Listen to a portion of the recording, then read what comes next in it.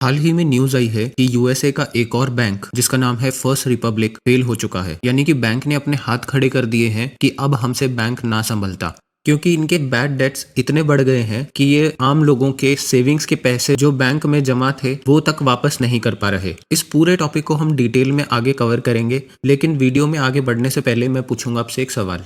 आपका सवाल है, rapid financing instrument and rapid credit facility are related to the provisions of lending by which of the following? Option 1 Asian development bank, option 2 international monetary fund, option 3 United Nations environment programme finance initiative, option 4 world bank. इस question का right answer आपको comment करना है और इसका right answer हम जानेंगे video के एंड में। तो दोस्तों, ये सेकंड लार्जेस्ट बैंक फेलियर है अमेरिकन हिस्ट्री में और ये तीसरा बैंक फेलियर है सिंस मार्च दिस ईयर।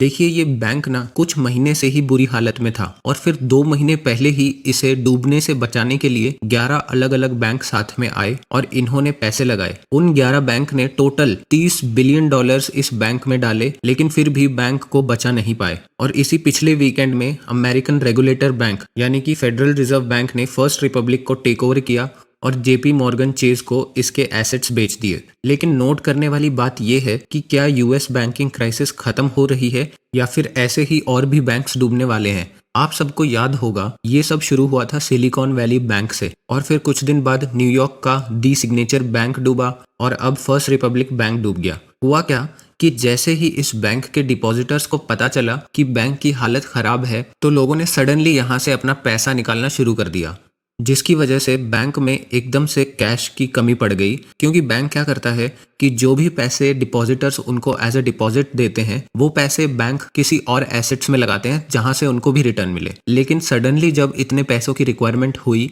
तो बैंक के पास ये रिक्वायरमेंट पूरे करने के पैसे ही नहीं थे और ऐसे ही मैक्सिमम बैंक्स भी डूबते हैं। और क्योंकि ये एक प्राइवेट बैंक था जहां पर इनके जो मोस्टली कस्टमर्स हैं वो सारे के सारे एक रिच बैकग्राउंड से आते हैं, जिनके अकाउंट में मिलियंस ऑफ डॉलर जमा थे।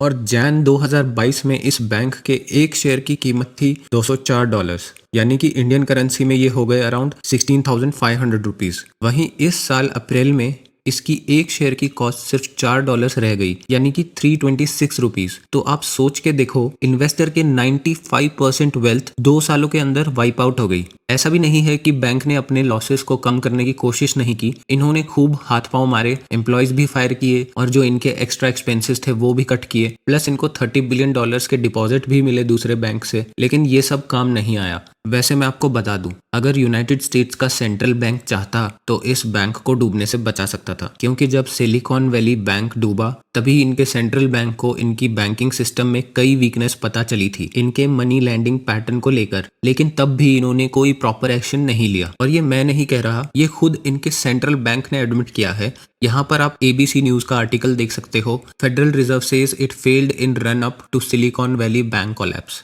और आज इनके सेंट्रल बैंक की गलती की वजह से ना बाकी बैंक्स के शेयर्स भी एकदम फ्री फॉल में नीचे गिरते जा रहे हैं।